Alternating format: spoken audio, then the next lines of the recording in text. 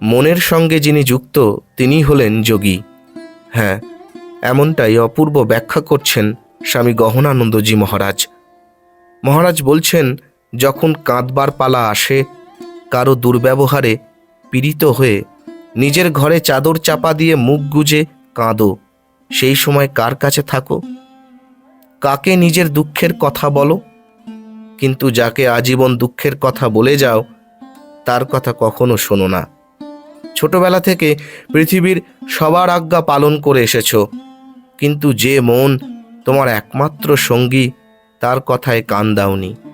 Traffic police হাত দেখায়, গাড়ি থামিয়ে দেয়, যখন হাত নাড়ায় তখন গাড়ি চালাতে শুরু করে। উকিল বলে এখানে স্বাক্ষর করো, করে দাও। ডাক্তার বলে 4 ঘন্টা পর ওষুধ খাও, তার কথায় চলো।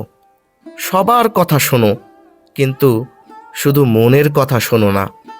স্বামী বিবেকানন্দ বলেছেন, তোমার ওপরও সংসারের বোঝা আছে।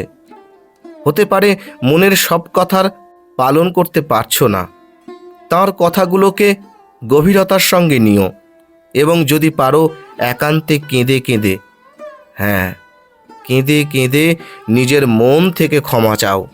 তাকে বলো, আমার এত শক্তি নেই যে তোমার কথা পালন করতে পারি। আমি জানি এবং বিশ্বাস করি এটাই আমার দুর্বলতা।